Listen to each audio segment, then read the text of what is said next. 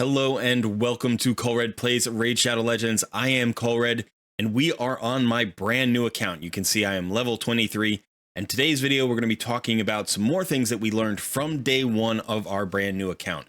These are things that we just did a video on 21 tips and tricks for a new account. These are things that didn't quite make it into the video, but now that I've played the first day again, I'm reminded of how important these particular tips are. So we've got 11 more tips for you for a brand new account.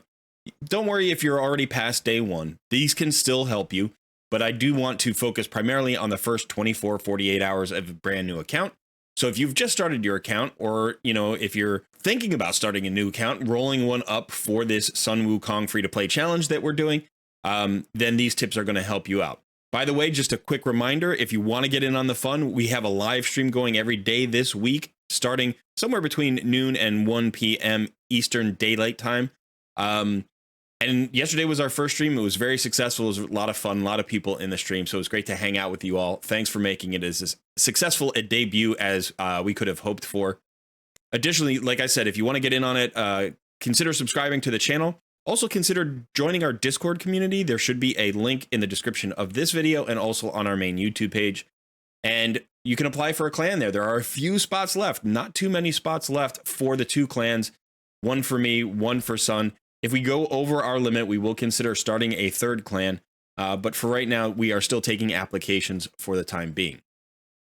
All right, let's get into these tips. So the first one, the really big one that should have really made it into the 21 tips and tricks that I forgot, is the Novice Tournament. Now, the Novice Tournament is an incredibly important part of any new account. You'll notice there are 50 players in here, I believe. Yeah, so 50 players in here. So only 3 are going to get rewards from the placement, but that's okay because everybody can get the rewards in this right-hand column. And there are a couple of things about this tournament that you really need to know. First of all is, where do you get the points? So you will get points for each arena battle that you win. So that's important. That's the only place you can farm a lot of points. So you want to push your arena early on in the first 48 hours. The tournament only lasts for the first 48 hours. And then you can also get points from dungeons and campaign locations. Okay, and that's it. So the thing about the dungeons and the campaign locations is you get the points once for beating the stage. So once you beat stage 1, you can't farm stage 1 for more points. You have to go to stage 2, and then you'll get points for that. So if you can get up to, stage 7, stage 8, maybe in the first 48 hours, even 10, if you're really, moving along, you're going to get a lot of points there based on those stages. Now, the stages for the dungeons are all of the dungeons. So it's not just the gear dungeons. It will be Minotaur's Labyrinth. It will be all of the potion keeps and the arcane keep as well. So you can go in here and you can see I've pushed mine up to stage 6 already. I'm only about, I don't know, maybe 8 or 10 hours into playtime. So, in terms of getting here, you can definitely get here relatively quickly. Not every affinity is going to be as easy as every other affinity. You can see I haven't pushed my Void Keep as hard. Likewise with the dungeons. In the Dragon's Lair, I've been able to get to stage 7, but in the Fire Knight's Castle, I've only cleared stage 1. However, if you can average about stage 5 across all of these dungeons, about 4 or 5, that's going to be big because in your tournament, you will notice that one of the rewards at the very top of the column on the right side, the reward is 5-star speed gear. Okay, you get 4 pieces of 5-star rare speed artifacts. So this is potentially a very powerful reward, and you need 1,000 points in order to get that. So everybody should try to get at least 1,000 points before this 48 hours runs out. If you can't get more than that, don't worry.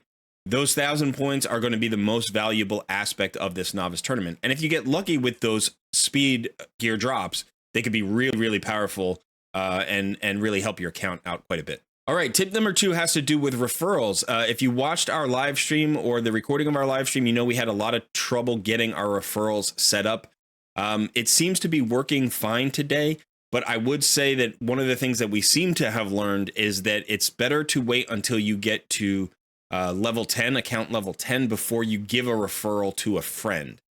Because prior to that, it doesn't show up in the game as quickly. And so the delay may make you think it didn't work when in fact it did work. There's also the possibility that it didn't work and you won't know. So try to get to account level 10 at least before you give a referral to anybody else. And then it'll probably take a little while for that referral to clear through.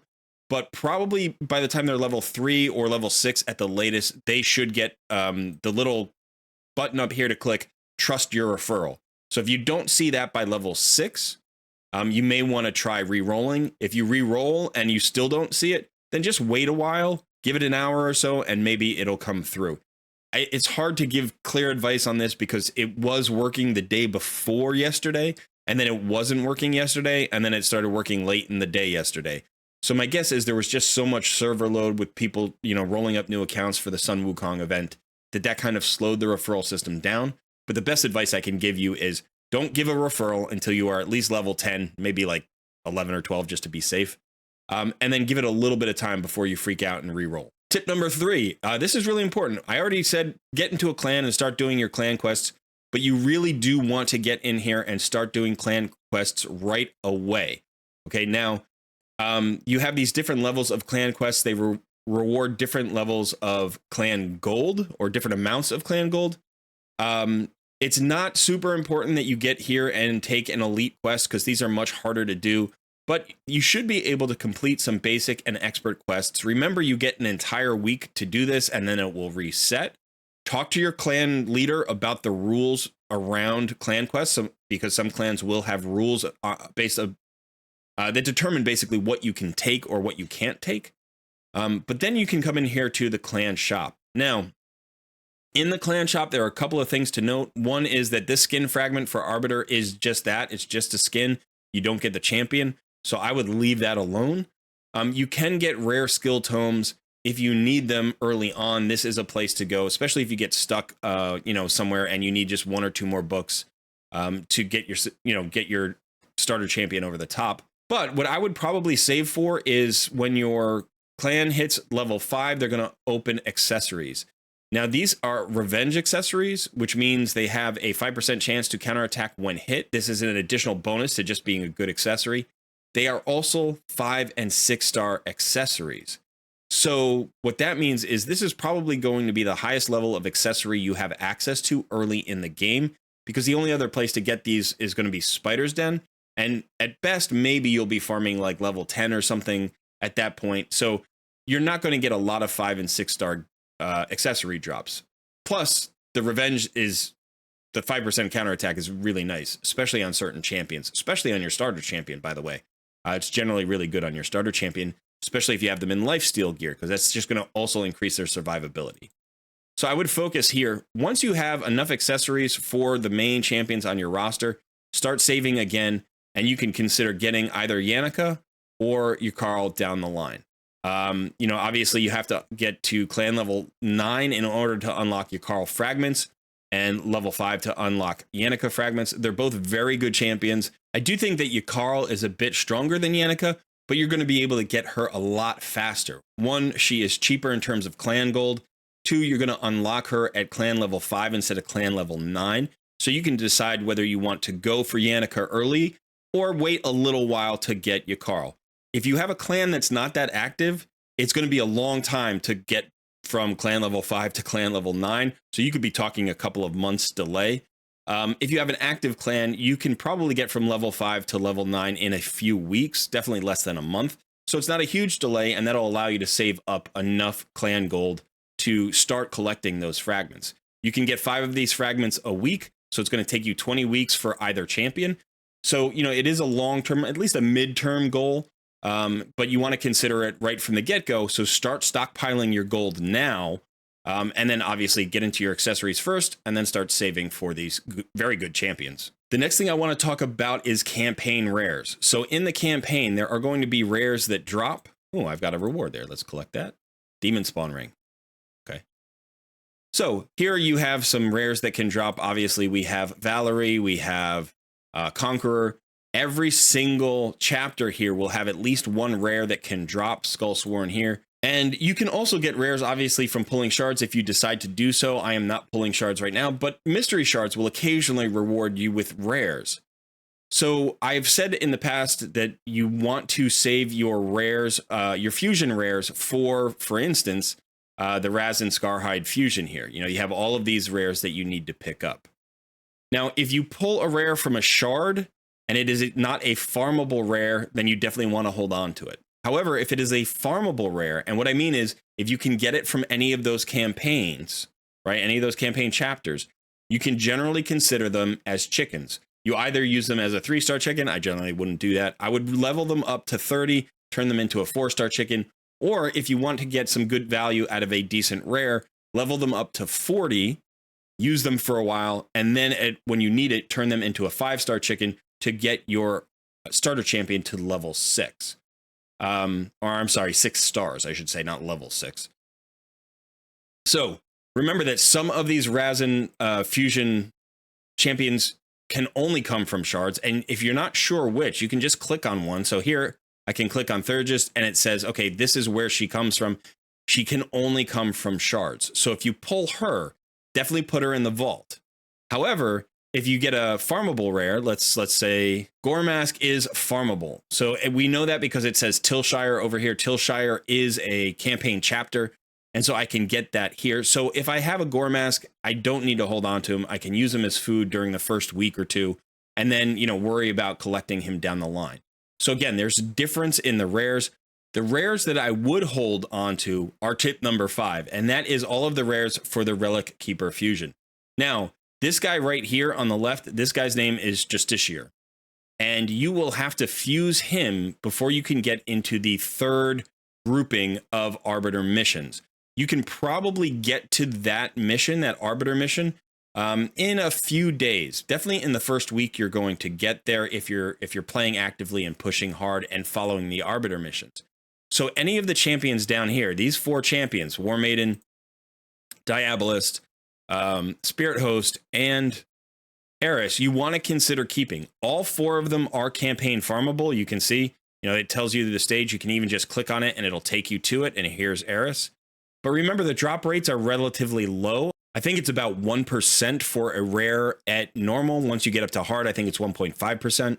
So definitely hang on to these rares. Start building them up right away because you're going to need to fuse that Justiciar. And by the way, if you happen to just get lucky and pull a Justiciar from a shard, get lucky, that's not going to help you because you still need to complete the Arbiter mission of fusing him. So it's not just about getting him, you actually have to fuse him yourself. You can also hold on to these other 3 champions because eventually you're going to need to get Relic Keeper as well. But these are also farmable. You can see where they come from. And this is going to be a little bit down the road. This is going to be several weeks away. So you don't necessarily have to hold on to these other 3 champions right away. However, if you want to use them for like faction wars or something, you could run them up to 40, use them in your faction crypt teams, and get some value out of them. At least 1 copy of them, and you can just, you know, go ahead and use the others as chickens. Tip number 6 revolves around Ascensions. So Ascensions are a way to add power to your champions. You can see here it says, if I ascend Elder, I would get an increase in basic stats. There is an Arbiter mission to ascend a champion to 3 stars Ascension, and as you can see, I did that on my starter champion. You want to focus on your starter champion with this for 2 reasons. One is that typically when you get to 3-star Ascensions, a champion will unlock a more powerful version of a skill. So for instance, if I go here and I look at Athel's skills, you can see that, where is it? I guess it's already been activated, but this A2 now has an extra 15% chance of inflicting a critical hit, which it didn't have before. If you go to Deacon Armstrong, you can see there's this little exclamation point on the icon over here for his A3. And that's telling you that that isn't a skill that has an Ascension power up. And so here you can see at 3-star, this skill becomes an ascended skill, and it now grants an extra turn. So the text has changed. Once the text is changed, you won't see that icon anymore, the little exclamation point. But so, you know, here, getting the extra 15% chance of a critical hit on Athel's A2 is very powerful. That's her AoE nuke. So you want to do this on your starter champion. There's a second reason why you want to do it on a starter champion and say not hold out for Deacon Armstrong. Because if you look here, the potions that you are required as you ascend get more and more rare, right? The rarer potions, the harder to get potions, are what you eventually need. So you can see at the beginning here with Elder, I just need the lowest level of potions here, and you can farm those pretty easily. Once I get Athel up to 3 stars, now you can see I'm going to need the medium level of potion, the superior potion. And then one of the things you'll notice about Deacon Armstrong is because he's an epic, he actually starts at his 1 star with the second tier of potions, right? So it's much harder to farm him up and get him ascended than it is to get a rare ascended. You could even ascend an uncommon, and that would be even cheaper on potions. You can see this is 2 and 2, whereas this is 4 and 2, right? So I would highly recommend you do your starter champion because you get that extra 15% crit rate. But then, if you have to ascend other champions, consider ascending just, either trash champions that you don't need so you can use really low level pots, or saving up and converting pots to get your Deacon Armstrong or your other epics up. You do have this potion mixer, which will allow you to turn, the lesser arcane potions into the greater arcane potions, the greater arcane potions into the superior arcane potions. And you can do that for all the affinity potions as well. Likewise, for tip number 7, we can talk about books. So we're still here in the tavern, and books are a great way to make your best champions stronger. And you definitely want to focus on your best champions. So you can see I've collected a few books here, and I've also booked up Athel quite a bit. She's not all the way there yet. There are Arbiter missions that require you to 1, put a book on a champion, or 2, fully book out a champion. So what you want to do is you always want to save 1 book in reserve, and you always want to leave 1 unbooked skill. So like you can see here, this is unbooked. That's 1, 2, 3, 4, 5. I could still put 4 books on Athel and not have her fully booked out, so that when that Arbiter mission comes along, I can just drop the last book on her and complete that mission. So what I'm going to do here is I'm just going to put 1 more book onto Athel, so I still have 1 book. That's awesome. I got the one I wanted. I got the cooldown on her A3. That's really strong. And then I can even go ahead and do this with my Deacon Armstrong. I'm going to go ahead and use 2 books there. I hope I'm going to get 1 into the A3 here. Let's see what happens. Nope, I got both of them into the A1, which is probably the worst outcome that could have happened for my first 2 books, but that's okay, because more damage, more chance of landing a leech, that means more survivability. So even when you don't get perfect books on your Deacon Armstrong, you're getting something. But again, I'm going to leave 1 there for a while until I hit that Arbiter mission. And then, like I said, remember to always leave 1 thing unbooked and 1 book in reserve so you can complete those missions when they come along. One last note about books is you do get points for applying books during like a clan versus clan event, or for some of the training events. So you may want to consider, like, if those are only a day or 2 away, you could hold on to some books. But in general, in the first few days of the game, you just want as much power on your champions as possible. So it's just worth putting the books on the champion and not worrying about those opportunities to double dip that you will worry about in a couple of months. Tip number 8 is manual fights if you need to. So one of the things about Fire Knight is that he's a very tricky boss. His fight is pretty hard, and he can be a sticking point for some accounts. So I actually could not beat my Fire Knight boss on on auto. So I had to turn him on manual and manual the fight, and then I still just barely won. But one thing to consider is the affinity of the boss. Stage 1 here is strong affinity against my Athel. So Athel is actually weak affinity on the waves, and she is weak affinity on the boss. So when I went in here, I had to manual to get past stage 1. But now in stage 2, Athel is going to be strong affinity. So I'm pretty sure I could just auto stage 2 very easily. I haven't done that yet. But so you may actually be able to auto a higher stage, but have to manual in order to get to that stage based on the affinity of the boss. This can also work, by the way, in arena. You can manual arena fights to make sure that you're using your skills in the proper turn order. So if you want to optimize your win rate in the arena, consider manualing the fights in arena and not turning on auto battle all the time. Okay, we are at tip number 9. Now, when you get the Arbiter mission to defeat the Fire Knight for the first time, you will get as a reward for that mission a shield set. You can see it is a 3-star epic shield set. Now, I want you to not just disregard this set. This is an incredibly powerful set that's going to help you progress. Now, the way a shield set works is it gives you a 30% HP shield. You can see up there, 30% HP ally shield for 3 turns. That means 30% of the HP of the champion who's wearing the set, 30% of their HP, will be turned into a shield for everybody, including themselves.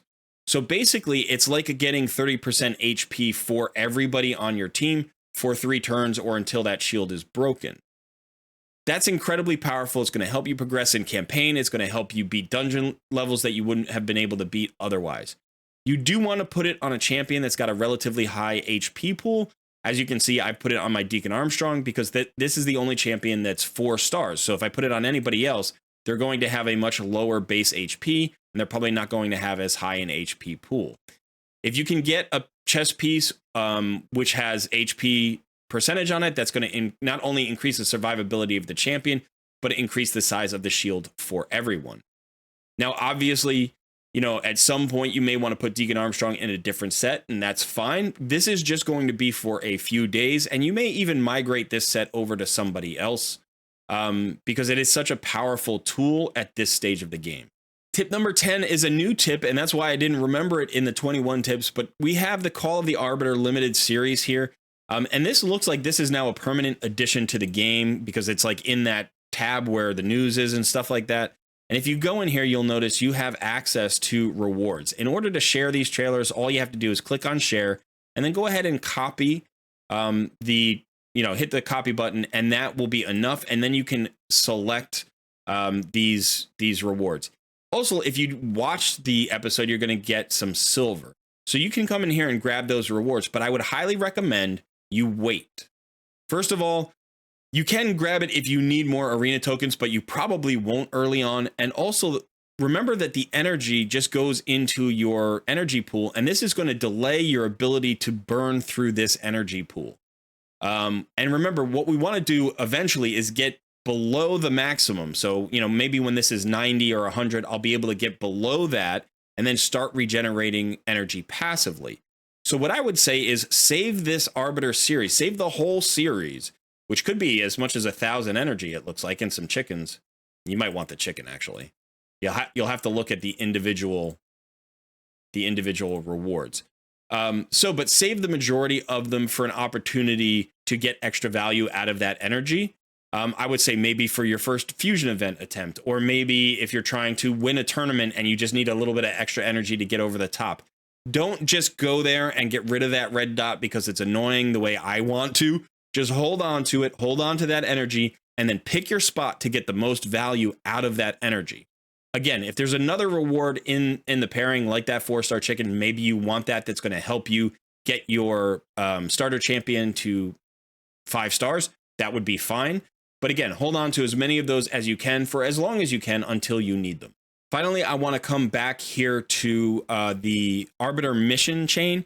There was a mission at one point to get 3 stars of clan activity. So you can see here your clan activity for the day. Okay. And if you want to know how to get this clan activity, you can just click on this information icon here. And you can see you get your 1st star by checking in, and then you need to complete all of the things on this list to earn your 2nd star, and all of the things on the 3rd list to complete the 3rd star. So in order to do that, you'll notice you have to battle the Demon Lord twice to get all of your stars for the day. You also have to battle in Classic Arena, by the way. But you have to battle the Demon Lord twice. Now, what happens is there is a mission to do that, to get 3 stars. And then, not too much further down, there is another clan mission to get 500,000 damage on the Demon Lord. So if you hit these in the same day, if you do the 3 stars, you're going to use up your keys. You're going to use up your clan boss keys, and you're not going to be able to have keys to get in here to the Demon Lord. Now you have a few options. One is you can buy keys for gems, but that's going to slow down your opportunity to buy masteries for your starter champion. So do not buy keys with gems. Okay. So I know that it's an option. Don't do it. If you get lucky and there was an update and maybe you have a free key in your mailbox, that's going to help. But the other thing you can just do is try to get through that clan activity Arbiter mission on one day, and then, you know, go to bed, wake up the next day. You'll have maybe 1 or 2 keys waiting for you, and you can do this clan mission the next day. Remember that you can do this with any number of keys, but you have to do it in the same day. So if it takes you 3 keys, that's fine. It just has to be the same clan boss day. If it takes you 4 keys, that's fine. If you're going to try to do it in 2 keys, which would be the most efficient, you're going to need at least 250,000 damage per key. The affinity of the boss on that day may affect your ability to do that. So don't worry if it takes you, you know, all 4 keys in the day. Just make sure that you get your 500,000. This is going to be a blockage. This is going to stop you and bottleneck your progress along these missions. But once you pop through there, you can start to move quickly again. Okay, that is it for this video. There are 11 more tips and tricks for your new account. So I hope this helps you out. Also, I hope you join us for our Noob versus Pro Sun Wukong free-to-play challenge series. That's a long name. We really should have named it something shorter, but it is descriptive of what it is. It is all of those things. So I hope you join us for that series. We will be live streaming in just a few hours. So come join us in the live stream, or if you can't, we will post a live stream up in the live section of our YouTube channel. So you will have to click over to that tab to see the day's stream, but it will be up there permanently. Thank you so much for hanging out. I hope you have a great day, and I will see you in another video very soon.